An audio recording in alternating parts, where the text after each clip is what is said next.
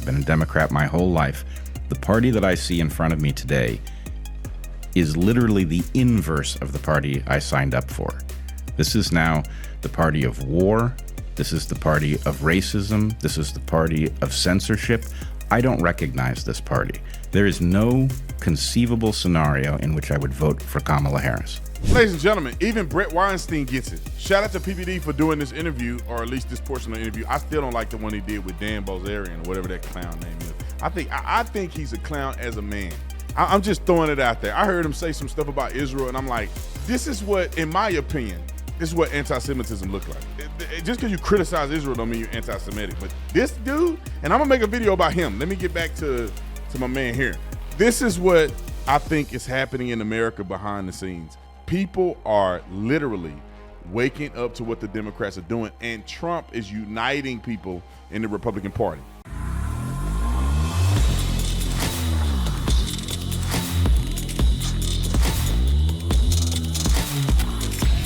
This video is brought to you by TatumStore.com. TatumStore.com. Support the channel. Get the merch. Y'all already know what to do. Let's get into this. Ladies and gentlemen, and ladies. I wanted to make this video because I think it's a conclusive example of how middle ground people, or people who never, I would say you're middle and reasonable. Not people that say, I'm in the middle, because they're afraid to pick a side because they're cowards. I'm talking about people in the middle who are saying, look, I really like this about this party, like this about this party. They don't have God in their life or nothing like that, so they don't really have a strong stance on things that are very crucial, like abortions and gay marriage and all this other stuff. So they can probably sit there right there in the middle and say, I like a little bit of this, a little bit of that. But over time, as the pot keeps simmering, they begin to realize that the Democrats aren't who we think they are. And now with the advent of social media and influencers like myself and other people, and they coming out and they're telling you the story that the mainstream media will never tell you. And therefore people are waking up and seeing it like, wait a minute, what she just say? Wait a minute. Kamala Harris had a commercial where she is talking about building or securing the border with pictures of Donald Trump's border wall in it. They're at the DNC talking about, we're going to tax billionaires and millionaires. And they got like 3 or 4 billionaires that's speaking at the thing. They got a whole ring of suites that cost $500,000 plus a piece. The wealthy. What? Obama and Barack and Michelle are well off. And I think they broke compared to Nancy Pelosi and her husband. Come on.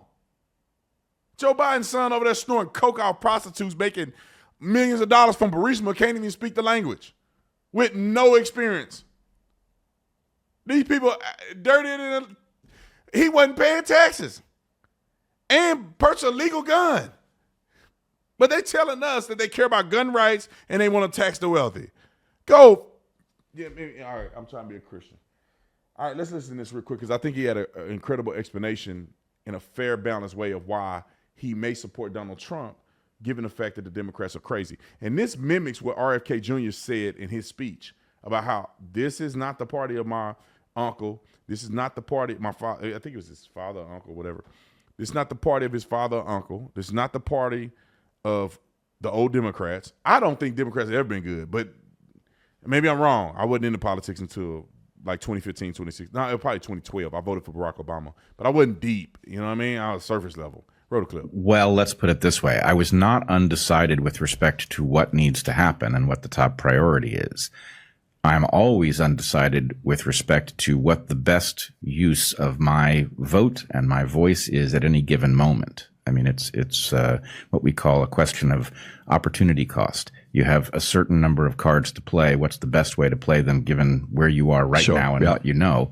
So I'm still very much a Bobby Kennedy supporter. I think he's the right guy for the job. I have some issues in which I differ with him substantially, but overall, he's the person I want to see with the power because I think he gives us our best chance of getting where we're going. But that said, they very successfully put roadblocks in his way that made it very difficult for him to attain the office. And therefore, that does open the question of what exactly to do with my vote. So that's why I think you're important. So a couple of weeks ago, the Trump-Rogan feud, right? Hey, Rogan said good things about RFK. Yep. And then Trump comes back and says, I wonder what the booze you're going to get when you get to UFC.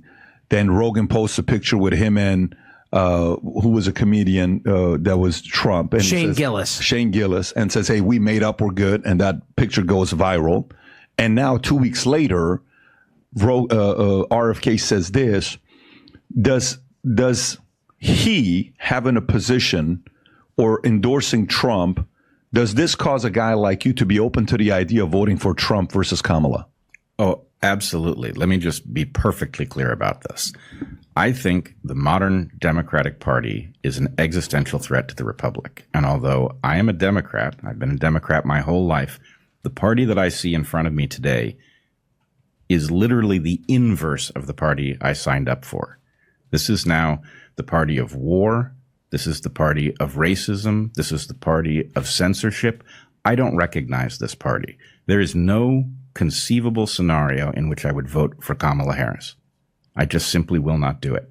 Am I open to voting for Trump? I am. I'm especially open to it if he is partnered with Bobby Kennedy, because what that tells me is that my values, which are a much closer match for Bobby's, are represented in that administration. And that's really what I want. I want a coalition to redefine American politics because, frankly, we have a long-standing problem with corruption, which has now turned into something else with the modern Democratic Party. But we need to rethink the way we govern ourselves so that corruption is not the dominant force. And a coalition is the way we're going to do that. Anybody disagree? Raise your hand if you disagree. I don't think nobody's going to raise their hand. I honestly believe what he said is accurate and true. The Democrat Party is crazy. I think they're worse than when Barack Obama was in office. They're absolutely insane.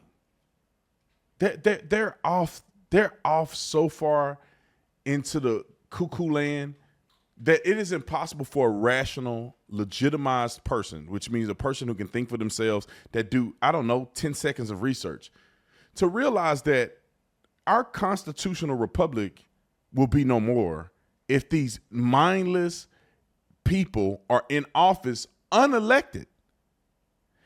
People didn't get a chance to pick Kamala.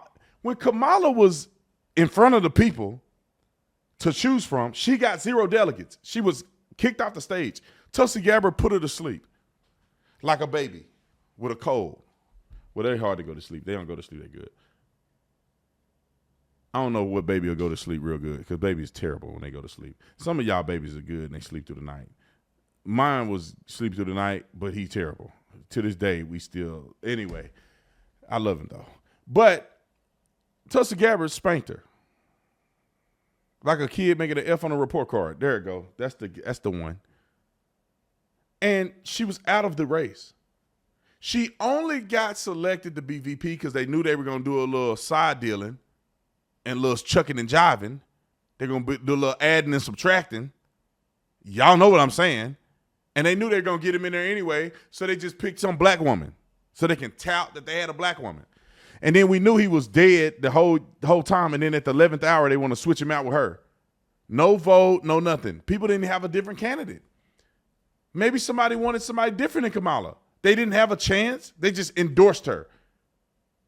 That's crazy to me, bro. If Republicans did that, they'd be insanely out of their mind mad. Then they go down the list, and I said this the other day, and I got this from a young girl, Lily, on social media. I ain't never thought of this point. She made a clear point yesterday. That's why I shared her post. She said the same people that are out here getting mad at Republicans and showing this incredible outrage because some Republicans made fun of Tim Walz's son the way he cried. Most of them probably did not know he was mentally ill. But regardless, they made fun of him. But the same party that's mad at that is okay with you terminating your pregnancy if your kid may be mentally ill, like Tim Walz's son. So they okay with you killing that kid. At any point during pregnancy, if you find out he's going to come out and be Tim Walz's son, you get to kill him. And it's totally fine and justified. Morally okay. Kill them if they retarded or mentally ill, whatever you call it now. But if somebody makes fun of that same kid, They hot. How could they ever do that to a child? How could you ever abort a child? That's crazy to me.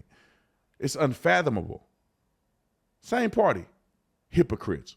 Oprah Winfrey up under Donald Trump armpits back in the day. Loved him to death. Now he's a terrorist. When? It's the same lie about Donald Trump they did with the party switching. The Democrat Party's been trashed this whole time, in my opinion. But in order to revive them and make it sound right to the common ignorant person, they go, the party switched. They cannot explain whatsoever what the party switch means. The same thing with Donald Trump. Oh, he became a racist. When? How? Just yesterday you were up on his butt. I wanted to say you up under something else. That ends with that rhymes with wall and pack. Y'all know what I'm saying. Anyway, they up on them. Got them on top of their head. And they loved everything about Trump. Rapping about Trump. I heard a rap song in the gym earlier. That they're going to be the black Donald Trump. And all of a sudden, he's somehow a devil. Didn't do nothing different than he always done, but he said, I'm a Republican. These people are nutty, man. You go and say, hey, man, I don't think they should put these in the schools. That just seemed a little too inappropriate for young children to be exposed to this sexualized stuff. Oh, no, you want to burn books and delete history. Delete black history. What? Hey, man, they talking about sucking and doing all kind of stuff in these books. Man, I don't want my kid to be thinking about sucking and kissing and what? They in elementary school, middle school. They need to be thinking about that math problem that they have to figure out and doing homework and learning how to network and all that. They should be worried about bumping and grinding and pumping and sweating in middle school. Then you say, hey, man, I kind of don't think it's good for a 14-year-old or a preteen or whatever age to transition because they believe that there's something one day. I think that's kind of extreme. You should only reserve those crucial decisions to adults.